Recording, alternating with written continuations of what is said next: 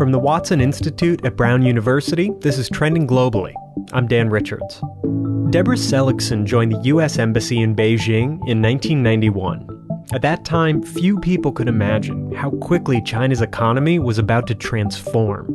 Deborah specialized in energy and environmental policy, and as China's economy grew before her eyes, she realized something. It wasn't just industrial production and per capita energy usage that was affecting China's environment. It was also the changing culture and values held by everyday people. An environment is a luxury good where people want more of it the richer they get. And China has gotten richer. Everybody is more concerned about the environment now than they were 10 or 20 years ago. Deborah's now an assistant professor of political science at Villanova University, where she focuses on the relationship between business interests and environmental issues in China. She sat down with Watson's director Ed Steinfeld as part of our ongoing series on contemporary China. They talked about the different ways U.S. and Chinese businesses view environmental issues, and how international cooperation and competition will be essential to addressing global climate change. They also look at another truly global issue, the pandemic, later on in the episode. They started, though, with the environment, and how views around it have changed in China in the last few decades. Here's Ed. Deborah Seligsohn, thanks so much for joining us today on Trending Globally. It's so great to have you. Thanks so much. My own recollection living in Beijing in the early 90s was that people just accepted that there was going to be a film of coal dust on your clothes when you hung them up to dry outside. But also when the pollution was bad, people just would describe it as fog, 大雾, rather than pollution. When you first started in China, what was the sense of environmental issues, but both in the State Department with respect to China, but also just among the Chinese you were interacting with? So the way we split up the job, we did have a separate environment, science, and technology section, which I was not in. I was in the economics section, and I was covering energy. So I think that was useful for me in terms of my own development, because you can't really talk about climate change and pollution without taking the resource and energy issues seriously. So understanding the actual need for energy and what the trade-offs are people are thinking about and what industry is thinking about and consumers are thinking about is really important. If you just act as if it's just a problem to get rid of, you're not going to solve the problem, because you need to think about the genuine needs that people have for their comfort, for their economic development, etc. I mean, and this has fed all the way up into my dissertation was, thinking about the companies and what their interests are and their behavior, right? And so by starting working on the resource questions, I spent a lot of time with the companies. And so then you get a much better understanding of their behavior, their interests, the way they are and aren't government entities and all of that. And especially when you're thinking about China, that's incredibly useful, right? On the environmental side, tell me how you feel attitudes in China among different constituencies have evolved in recent decades surrounding the environment and climate. And, I think for many Americans, maybe the perception is, well, in the past, the Chinese, broadly defined, didn't care about the environment. And then today, I guess there's an assumption that, okay, to the extent the Chinese, again, broadly defined, care about the environment, it's much easier to deal with those problems in China because it's authoritarian and the government just decides and the society does. So I think those characterizations are crude, if not totally wrong, but how would you describe the changes? So I think it is the case that people spend a lot more time thinking about everything from wanting clean air and clean water to wanting to enjoy national parks, right? I mean, the Chinese are huge fans of going on vacations to beautiful areas, right? And that's just something that no one could have even conceived of in the early 1990s, right? I think there's just been a taste for more cleaner environment that's grown over the decades and has really changed people's thinking. And then the other piece of that is that Chinese government officials, and especially central government officials, are now extremely upper middle class. I mean, the top officials are extremely wealthy, but ordinary officials are as upper middle class as you and me, right? And so what they want in terms of a clean environment is the same as what we want. And of course, they're all pretty well traveled now internationally. And that was what I started to see in the late 90s, was people would go to Europe or the US and they would say, oh, these are really nice, clean cities, and we need nice, clean cities like that. How does that translate to climate change concerns, or does it translate? I could see how that would relate to clean air, clean water, but what about climate? Well, two things. One is that I think that's why the original framing, where all the international funders were funding co-benefit studies that were like, if you clean up your climate issues, you will also get these air pollution benefits, was backwards. And by about 2010, when the Chinese kind of took over from the Westerners and were funding their own things, they were always framing the co-benefits the other way. That if we deal with these air pollution problems, we will get these climate co-benefits. But the other thing is that you have all these businesses, you have all these provinces, you have all these departments, you have so many different groups that are pushing and pulling against each other. It's bureaucratic politics, but it is politics, right? But I do think one of the things that the Chinese Communist Party has, as opposed to most elected politicians, is that they do tend to have a longer term time horizon. So, because they are planning to stay in power, right? So they're not just thinking about 2 years from now. They are concerned about what China is going to be like in 5, 10, 15, 20 years from now. And so the impacts of climate, I think they take them seriously. And the number of climate skeptics within China has always been much lower than in the United States. People respect science. And so I think that's been a big deal. One of the huge changes that happened in the early 2000s was that the science on what climate would do at the local level, like national or regional level, became much better. And so prior to the early 2000s, you really couldn't say, oh, this region is going to be badly hit and this region isn't going to be so badly hit. And there were a whole bunch of perfectly reputable studies suggesting that at mid-latitudes, climate change might not be that bad, that most of the impacts were going to be in the far north, far south, kinds of things like that.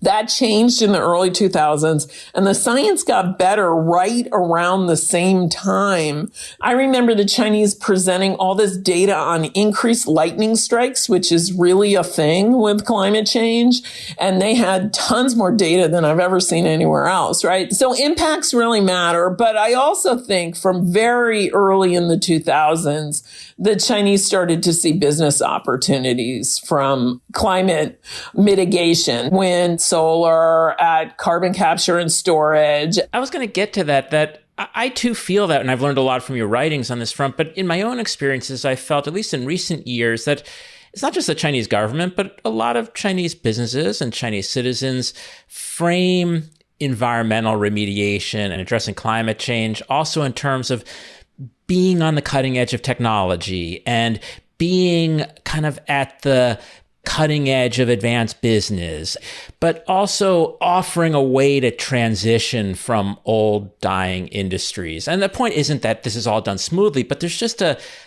tenor in China that seems somewhat more forward-thinking and optimistic, although your writings have pointed out this may bear some similarities to the kind of framings we see in the U.S. in the Green New Deal or in the Build Back Better program that the Biden campaign pushed. Right. And I think in the U.S. it's new, as opposed to in China, you see it starting in certainly by post-2005, right? That these ideas in the U.S., you start to see it sort of coming in the academic writing around 2015. And then you get Build Back Better and the Green New Deal and this conception that there is a better way to run the economy that's going to be good for everybody and it's going to create all these new jobs and we're going to rebuild the infrastructure.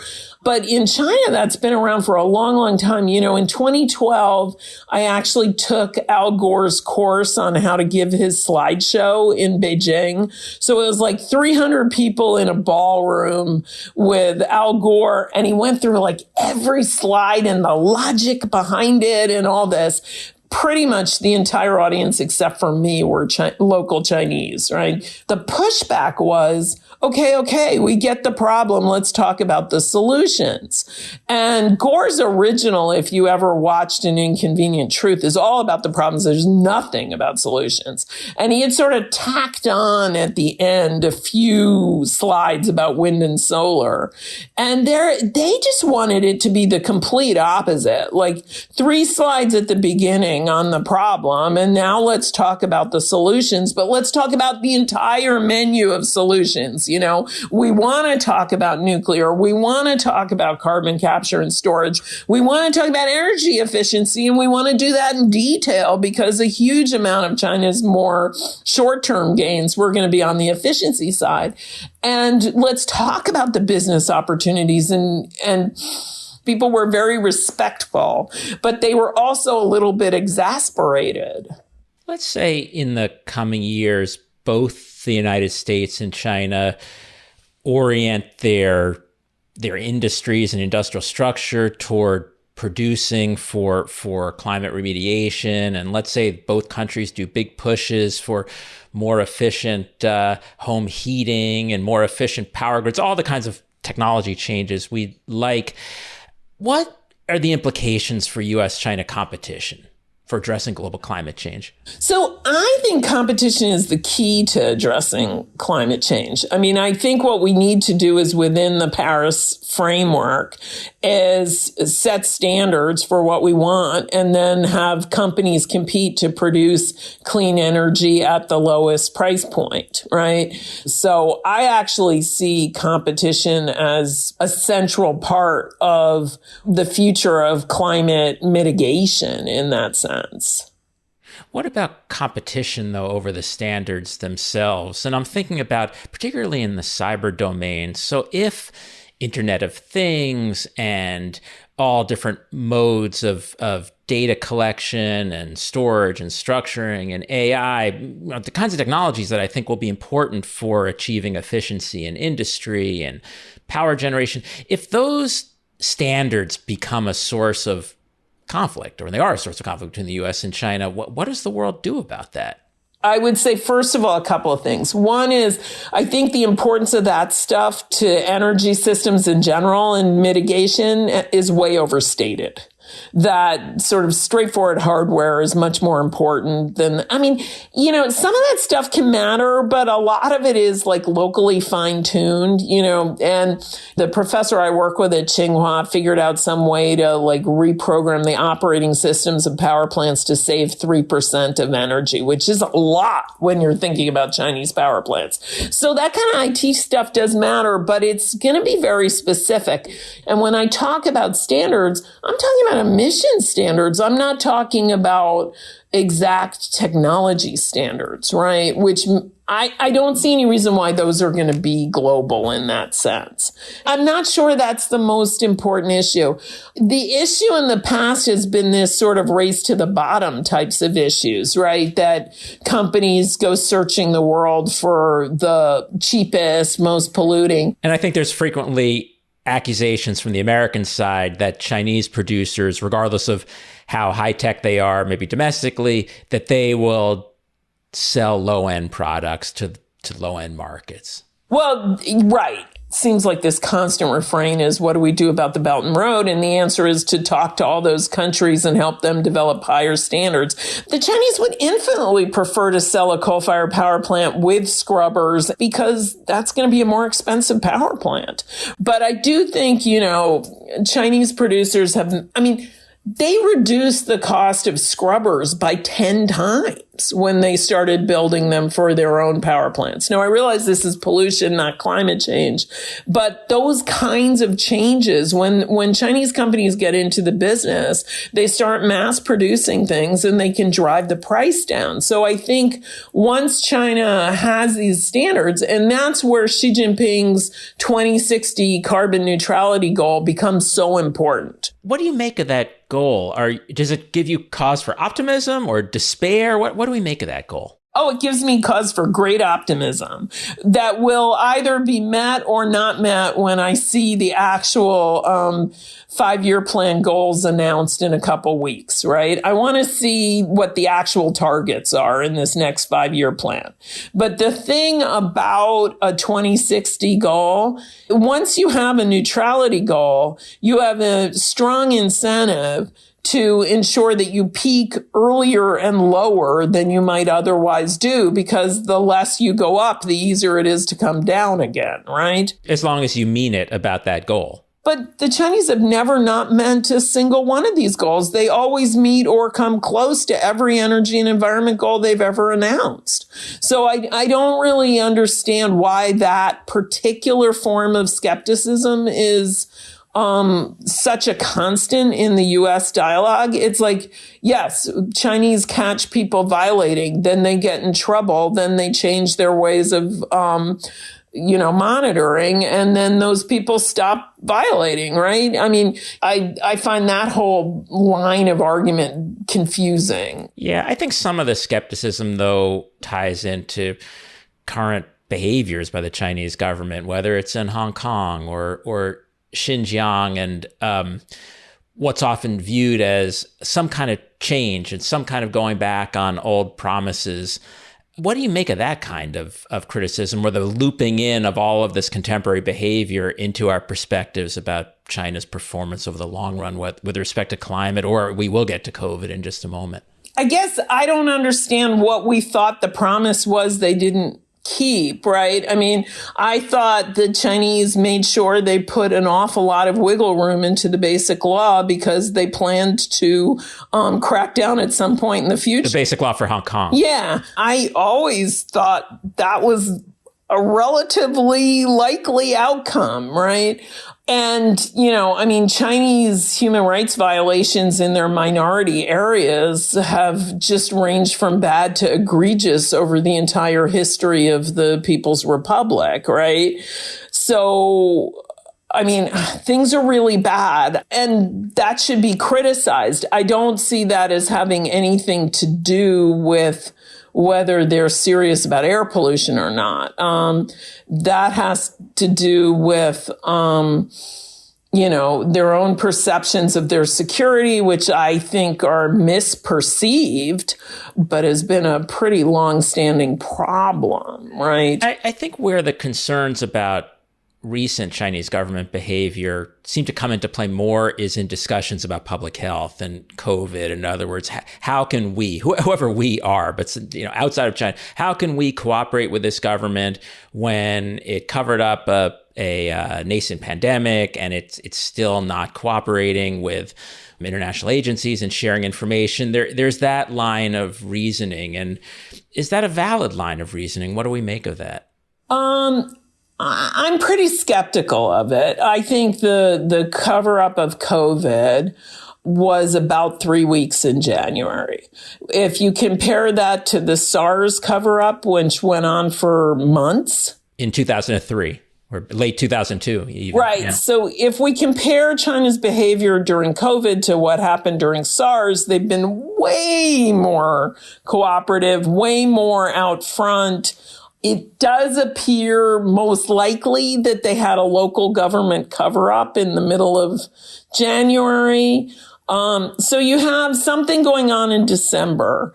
My own sense of it, and I could be wrong, is you had people who thought it was a new disease and people who didn't think it was a new disease. And it was China, so it got sort of political. But I think there was a real argument going on about what was going on. But by the end of December, they clearly felt they had something going on, and they published it on some local government website, right? So They didn't do what they were supposed to do, which is report it up to the national CDC and then report it to the WHO. But they also weren't really hiding it if they're publishing it on their local government website, right? So they publish it on the local government website. WHO spots it, calls the national CDC, calls down to the local CDC and says, what's going on here, right? And by January 3rd, you have George Gao, the head of the China CDC, calling the head of the US CDC to talk about the situation. So I think they were trying to be fairly out front with what was going on. And they report a bunch of cases. At that point, they're still saying they're not sure if there's human-to-human transmission. I think they probably weren't sure. Then a couple of different things happen. So one is the U.S. writes to the Chinese on January 6th, basically offering assistance in determining the genome and sequencing. Anybody who knows anything about science in China for the last 20 years knows that the Chinese did not need any help in sequencing the genome, right?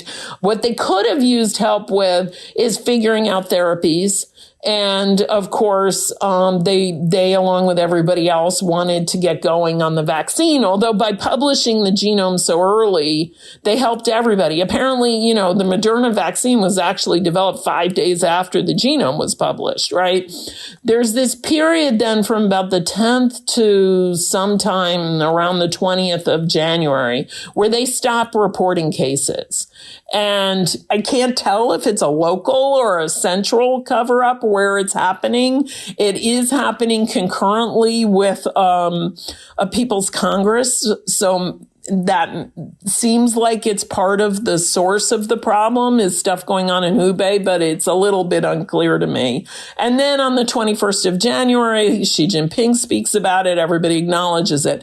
So the period where they were covering things up was actually pretty small. Would it have mattered, Deb, had the US CDC had more personnel on the ground in China? I mean, your work documents very clearly that in the period after SARS, just in terms of sheer personnel, the amount of US-China collaboration just deepened rapidly. And there were a lot of US CDC personnel on the ground in China representing the US, but also coming in through WHO and other global agencies. And that, in your account, you document this, those numbers went down quite a bit, a little bit toward the end of the Obama administration and certainly in the Trump administration. So does an American presence on the ground matter? And if so, how? Yes, I think it mattered for us. I don't think it would have changed the trajectory of things in China during that period. I mean, first of all, I think the epidemic, certainly in Wuhan, had gotten bad before they really understood what it was. I mean, and as we've seen, that's not hard to do. So I don't know that it would have changed the trajectory in any way in terms of what happened in Wuhan. But I think it would have meant that we better understood how bad it was earlier and that we were at deep risk. I mean, just the fact that nobody seemed to be looking at how many flights from Wuhan went straight to New York and Milan every day just is crazy. I mean, one of the things that hit me, on some seminar I watched where Dr. Fauci and Sanjay Gupta from CNN and George Gao were all on the same seminar, Sanjay Gupta pointed out that the number of international flights worldwide between SARS and COVID had doubled. So people were just moving around the world twice as fast as they had been moving 17 years ago, right? If we'd had CDC people there, the biggest thing that would have happened is they would have better understood what was going on with this disease and how serious it was, and that would have been better conveyed. Also, there was information that was in that second WHO team, the one that went in February, that was reported by the New York Times and Vox and other publications, but as far as I can tell, didn't seem to enter into any government or health knowledge about the role of these fever hospitals in in China and the importance of getting people out of their families if they were infected. And right, isolating them early. which the Koreans did, right? South Korea did that, but we didn't do it. And so I think there was a lot of local knowledge. The other thing, of course, is we did this very weird thing where we evacuated the consulate from Wuhan before we evacuated the Americans. So first of all, even in just terms of normal eyes and ears on the ground, not CDC people, but just U.S. government personnel, we didn't have anybody there that could tell us what was going on, who, knew how to write a State Department cable. Now, in terms of when the drawdown happened, in the Obama administration, there wasn't much of a drawdown, except there had been already a decision to close the global AIDS program in China, which totally made sense. The Chinese have done a great job on HIV AIDS. So that had been decided, but all of the people that were relevant to this, to emerging infections, they were all there through the end of the Obama administration. And that drawdown didn't start to happen until the Trump administration. And I don't even think it was a policy decision in the sense of, we don't want people in China. It was that the Trump administration kept doing these staffing freezes for all of HHS, and they kept cutting CDC's budget. And so CDC just had to pull back people. And I think this is still an issue we have to focus on, because the next disease may not come from China. It may come from somewhere else. I mean, when we think about Zika and MERS and all these different diseases, they don't all arise in China. They arise all over the place. And CDC was pulling people out everywhere because they didn't have enough money and they didn't have enough staff. And so I hope that's something that the Biden administration is looking at kind of early on. I know they already announced that they were restarting a pandemics unit within the White House, right? Because that was the other thing Obama started and then Trump eliminated, was an actual unit of people to be tracking this all the time. So hopefully they'll also remember you don't just need coordination at the center, you need a lot of staff on the ground. I just want to close, Deb, by asking you a very general question. When both you and I were living in China in the late 80s or early 90s, in some ways, maybe in retrospect, it was easier for a lot of people to think about the U.S.-China relationship because the U.S. was strong and wealthy and advanced, and China, by many Chinese' own description, was poor and needed to learn. And there was, I don't mean to be condescending or crude about this, but there was somewhat of a feeling of big brother, little brother kind of.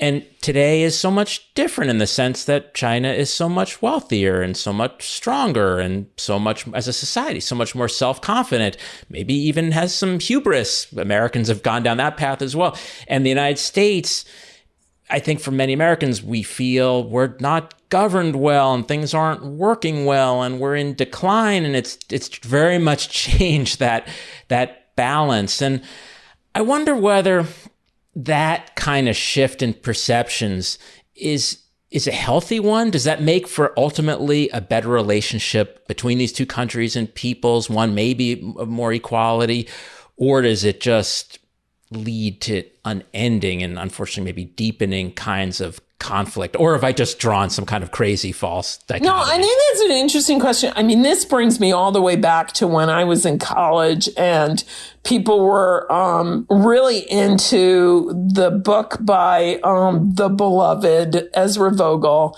Japan is #1 Lessons for America. And what I remember is Henry Rosofsky, who was the dean of the Faculty of Arts and Sciences at Harvard and an economist of Japan, lecturing in our intro class and saying, what America needs is not to become more like Japan. America needs to become more like America. And we just need to play to our own strengths and, stop worrying about whether Japan is doing this or that better. And the same answer, I think, is true for China. And I can just feel Henry Rosofsky saying that to us right now, right? And I think in the end, Ezra Vogel would agree too.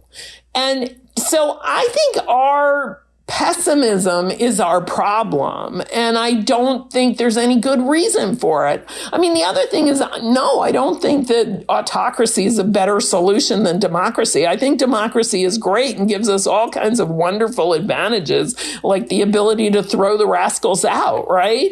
Which is something that you can't do in an autocracy. And it gives us the human rights and ability to say whatever we want and all these other great things. Doesn't have a whole lot to do with whether you're successful in public health, may not have a whole lot to do with whether you're successful on the environment, but we can be successful on those things by doing our things our way better.